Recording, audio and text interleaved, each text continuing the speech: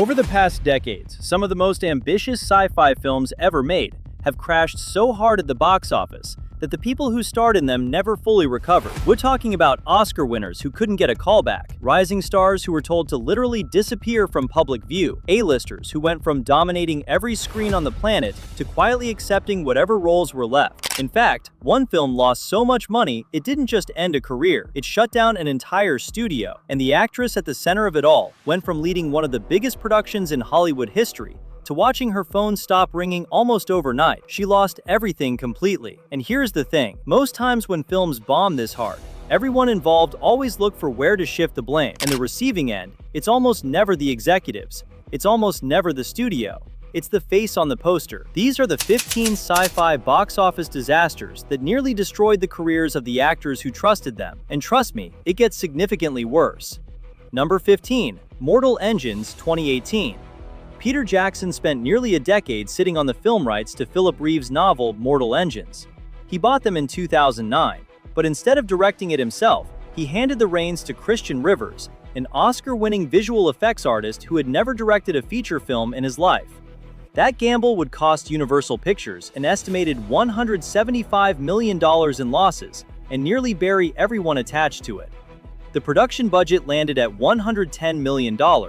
The cast was led by little-known Icelandic actress Hera Hilmar and Robert Sheehan, with Hugo Weaving serving as the biggest recognizable name. Weta Digital built moving cities at actual scale in CGI, constructing digital layout puppets for each tier of London. They delivered 1,682 visual effects shots, 378 of them fully computer-generated. New software had to be invented from scratch, because existing tools assumed environments stayed still and vehicles stayed small.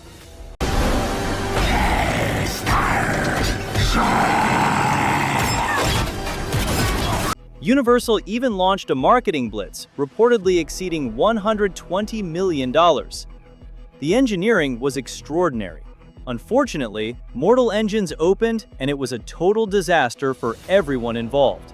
Its opening weekend pulled in just $7.5 million from over 3,100 screens. It grossed just $83.7 million worldwide. Christian Rivers never directed another feature film. His career retreated back to visual effects and second unit work. Number 14. Valerian and the City of a Thousand Planets, 2017. Luc Besson read the French comic series Valerian and Laureline as a child. It shaped his imagination so deeply that echoes of it appeared throughout The Fifth Element in 1997. For 20 years, he waited for the technology to catch up with the world inside his head. When he finally pulled the trigger, he built the most expensive independent film ever made. He secured 2/3 of the budget on his first day at Cannes in 2015. By day 6, 90% of the world's territories had bought in. On paper, this was an astonishing feat of salesmanship. In reality, it was the beginning of a financial catastrophe. Behind the scenes, Besson created 6,000 hand drawings to guide the production. He assembled a 100-page Bible just for the city of Alpha. The film contained over 2,700 visual effects shots. The cast included Dane DeHaan, Cara Delevingne, Rihanna, Ethan Hawke, Clive Owen, and John Goodman. Rihanna's shape-shifting alien sequence became the most talked-about scene in the entire movie.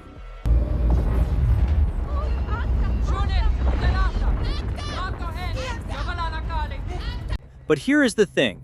When the film opened, audiences kept returning to the same devastating problem. The two leads had zero chemistry. DeHaan was supposed to channel the roguish confidence of Han Solo. Instead, reviewers described his performance as childish and miscast. Delevingne fared little better, but still she struggled to make any aspect of her role connect. Valerian debuted to just $17 million domestically. The EuropaCorp stock plummeted over 8% the following Monday. In fact, the company's CEO stepped down. 22 employees were laid off. The board mandated a return to low and mid-budget action films, effectively ending Besson's era of big-budget ambition. Number 13. The Adventures of Pluto Nash, 2002. The script for Pluto Nash had been floating around Hollywood since 1983. For nearly 2 decades, the screenplay bounced from one director to the next, with names like Rick Rosenthal and Peter Feynman attached at different points. Harrison Ford was rumored to have considered the project. By the time Eddie Murphy signed on, the material had been rewritten so many times that no one could agree on what kind of movie it was supposed to be. During production, Murphy told the team he wanted the script played completely straight, promising he would bring the comedy through his performance. Director Ron Underwood later admitted he knew during filming that the approach was not working. Murphy, by Underwood's own account, simply was not feeling funny on set. The result was a strange hybrid that was neither a sharp comedy nor a compelling sci-fi adventure. All right, you want to play games? You want to play games? Well, listen, you have to shoot around your boy. It landed in a dead zone between genres. Murphy reportedly grew so frustrated that he financed additional reshoots himself, bringing the total cost to about $100 million. At the end, he lost interest, leaving director Underwood and editor Paul Hirsch locked out of the final cut. The finished film sat on a shelf for 2 years, and when it eventually opened, it earned just $2.1 million from 2,320 theaters. The total worldwide gross landed at $7.1 million. Number 12. Ender's Game, 2013. Orson Scott Card published the novel Ender's Game in 1985. It won both the Hugo and Nebula Awards in consecutive years, and for nearly 3 decades, Hollywood tried and failed to turn it into a film. Card himself wrote roughly 6 different screenplays. Warner Brothers had a deal in place in 2002 with Wolfgang Peterson attached to direct, but it fell apart. In 2009, the project finally gained traction and Gavin Hood signed on to write and direct. The budget was set at $110 million. The cast assembled was remarkable. Harrison Ford took the role of Colonel Graff. Ben Kingsley came aboard as Mazer Rackham. Asa Butterfield, fresh off The Boy in the Striped Pajamas, was cast as Ender Wiggin. The zero-gravity battle room sequences required extensive wire work and groundbreaking digital compositing. Now, Petra, now! 7 seconds! They've broken the shield! Fire! But a shadow hung over the entire project that no amount of star power could dispel. In the months before release, author Orson Scott Card's well-documented history of anti-gay public statements ignited a firestorm. The organization Geeks Out launched a Skip Ender's Game campaign, collecting over 11,000 boycott pledges. Protests were organized in multiple cities. The filmmakers and Lionsgate, which had acquired Summit, were forced to publicly distance themselves from Card. In fact, Lionsgate issued press releases confirming that Card had no back-end participation in the movie's profits. Despite all these, the controversy clouded what should have been a clean marketing campaign. Ender's Game opened at number 1 with $27 million, then collapsed 62% in its second weekend. The domestic total stalled at $61.7 million. International markets added just $63.8 million. Number 11. Jupiter Ascending, 2015. The creators of The Matrix were approached by Warner Brothers in 2009 with a specific request. Build us the next franchise. Create something original, something we can own for the next decade. The Wachowskis, who had changed the face of science fiction permanently with one film, accepted. They spent 2 years in development. They built a universe. They wrote a space opera about galactic royalty, genetic destiny, and a Russian cleaning woman who turns out to own the Earth. And then the studio cut the budget in half before a single frame was shot. The production budget landed at $179 million. But here's the thing. The studio president, Jeff Robinov, had left the company while Jupiter was still being developed.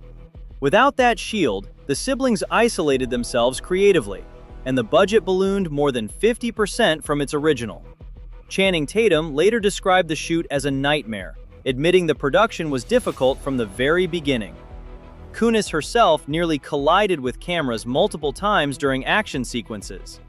Eddie Redmayne delivered a villainous performance so polarizing that he won an Oscar for the Worst Supporting Actor that same year.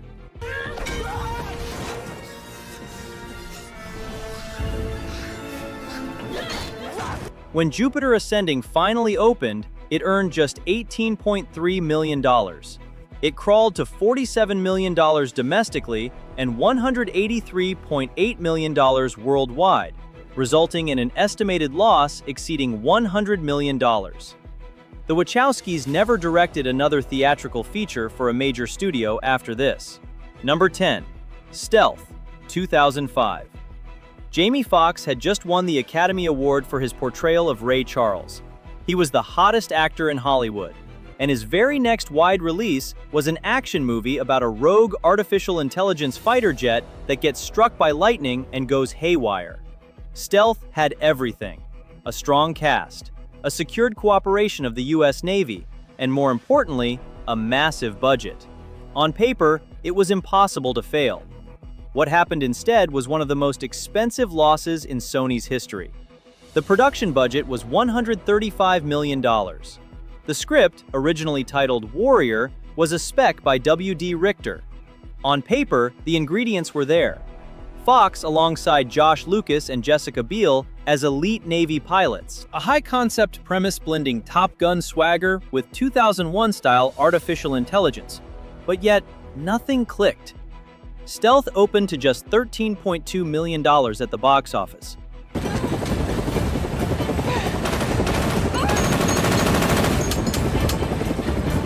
The domestic total limped to $32 million. International markets added $47 million.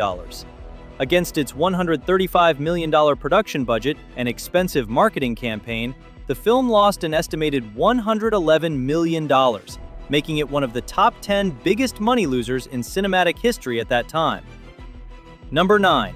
Aeon Flux, 2005. Charlize Theron had just won the Academy Award for Monster.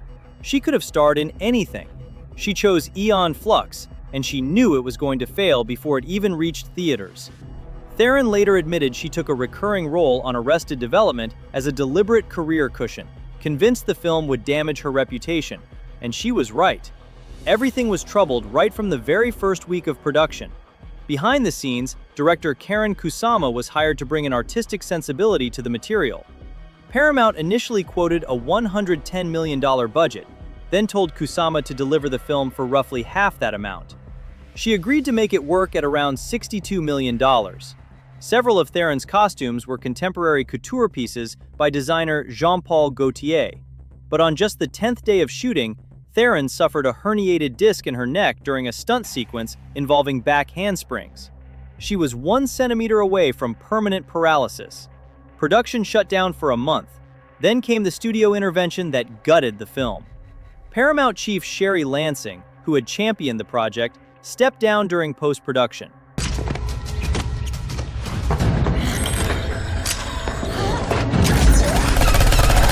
Kusama was removed from the editing process. A new team recut her footage into something resembling the Resident Evil and Underworld franchises. Aeon Flux opened and finished with just $52 million worldwide against its $62 million budget. Theron herself said they had messed it all up. Kusama would not direct another theatrically released film for 4 years. But both women eventually recovered. Number 8. Babylon AD, 2008. The director of La Haine spent 5 years developing Babylon AD. It took 20th Century Fox about 5 months to destroy it. Matthew Kassovitz adapted the French novel Babylon Babies with a vision of a thoughtful cyberpunk thriller exploring refugee trafficking, political censorship, and a declining global order. Fox wanted a Vin Diesel action vehicle. What audiences got was something neither side could stand behind. A film so butchered that its own director publicly called it a bad episode of 24. The budget started at $60 million and ballooned to $70 million during production. Kassovitz had originally wanted French actor Vincent Cassel for the lead. Fox reportedly pushed Vin Diesel into the role against the director's wishes. The friction between the two was immediate and constant. Set insiders reported that Diesel regularly showed up 2 hours late to call times, once joking that he was being paid overtime for delays he had caused. The production halted for 2 weeks in the Czech Republic to deal with weather problems. An on-set documentary even captured the director's mounting frustration throughout the entire production. Then comes another major issue. Fox hacked Kassovitz's original 160-minute cut down to just 90 minutes for theatrical release.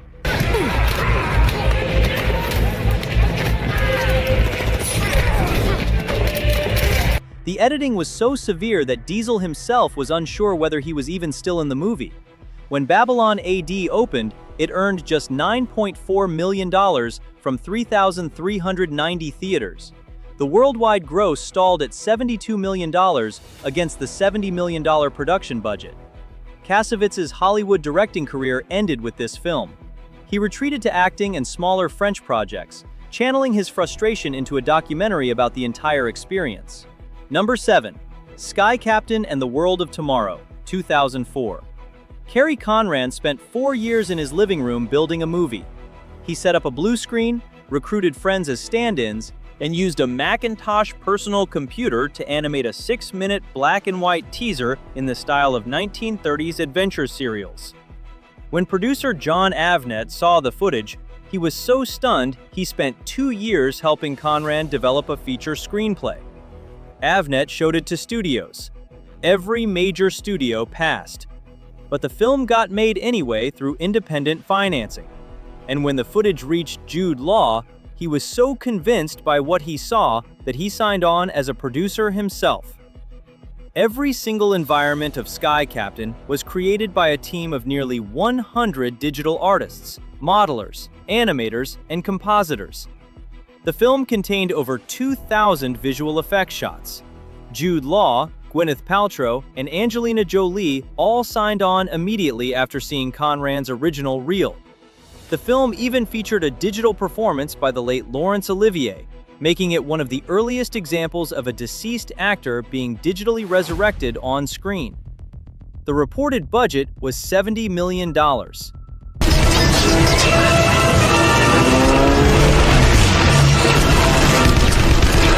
Paramount acquired domestic rights for $40 million and committed at least $20 million in advertising. Then the movie opened and earned just $15.5 million in its first weekend. The domestic total settled at $37.7 million. Number 6. Waterworld, 1995. The script for Waterworld had existed since 1986, originally conceived as a low-budget Mad Max ripoff. But by the time Kevin Costner and director Kevin Reynolds signed on, the budget was set at $100 million with 96 scheduled shooting days. Costner was paid $14 million to star and produce. He insisted Reynolds direct, despite Universal preferring Robert Zemeckis or Lawrence Kasdan. Then they sailed to Hawaii, and everything fell apart. The massive floating atoll set cost $22 million to build, weighed over 1,000 tons, required every piece of available steel in Hawaii, plus shipments from California, and did not have a single bathroom.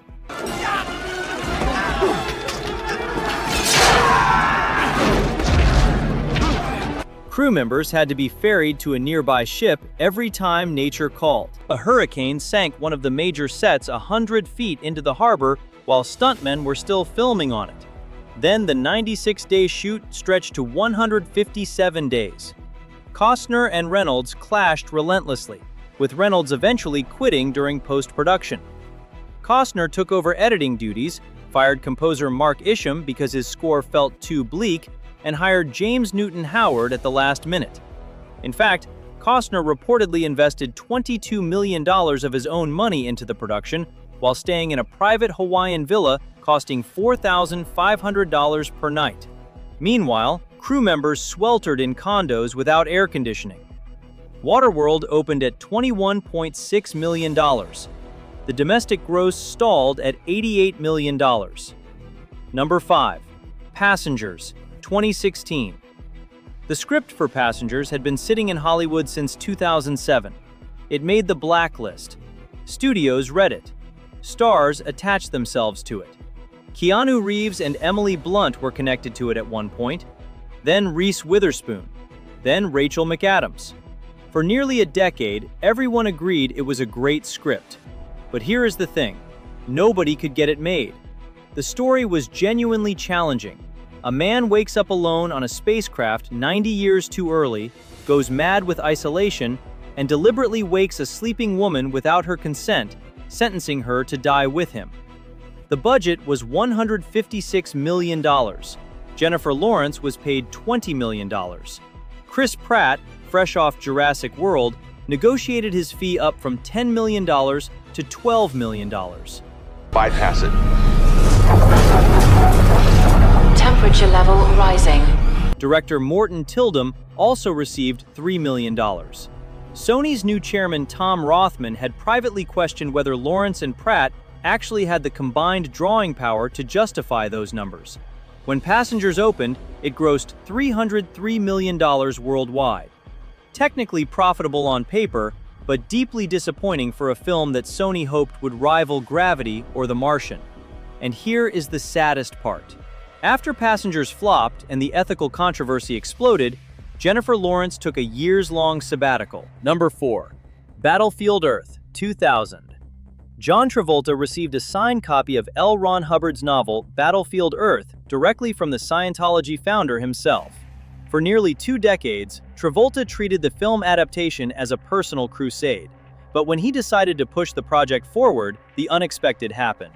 MGM passed. Fox passed. Warner Brothers passed. Every major studio looked at the script, looked at the Scientology connection, and walked away. Eventually, a small production company called Franchise Pictures said yes. And what followed was a production that turned out to be as chaotic as the film's eventual reputation suggests. Franchise Pictures head Eli Samaha packaged the project with a series of fraudulent budget inflations. The actual production budget was $44 million, but investors were told $80 million. Behind the scenes, Travolta personally contributed millions of his own money and offered the directing job first to Quentin Tarantino, who declined. The chair went instead to Roger Christian.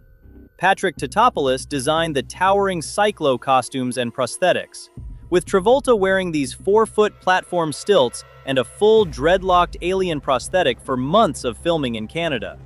The cinematographer later stated that Battlefield Earth had the smallest lighting budget of any film he had ever worked on. He also reportedly called it the Schindler's List of science fiction. Battlefield Earth opened, and the worldwide gross stalled at $29.7 million. Number 3. After Earth, 2013. Will Smith originally conceived the idea as a simple father and son survival story set in the wilderness. It had nothing to do with science fiction. Then the concept was reworked into a post-apocalyptic adventure set 1,000 years in the future, designed as a star vehicle for his son Jaden Smith. And here's the thing. Shyamalan quietly shelved his own untitled project with Bruce Willis and Bradley Cooper to make this project happen. The budget was set at $130 million, and Columbia Pictures was so nervous about Shyamalan's involvement that they deliberately kept his name out of the marketing materials. This was the same director who had made The Sixth Sense, Unbreakable, and Signs. But by 2013, Shyamalan's reputation had been shattered completely. Sony calculated that his name was now a liability rather than an asset. Though Shyamalan was credited as director, insiders confirmed that Will Smith controlled much of the creative process.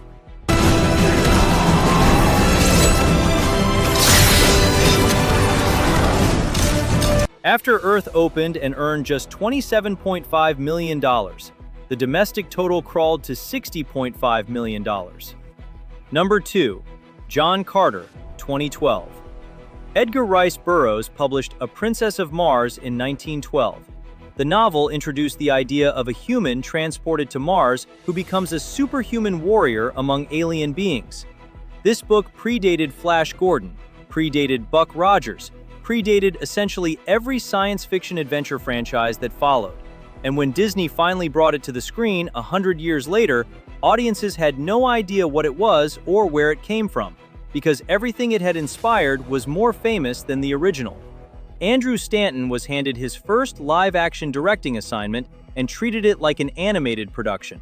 He scrapped previously filmed footage, ordered extensive reshoots, and reworked the film repeatedly until the gross budget ballooned to $306.6 million.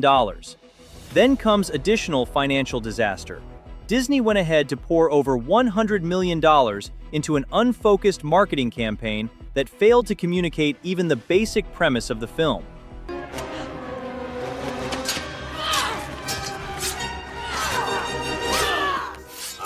Despite all these, nobody could figure out what the movie was actually about.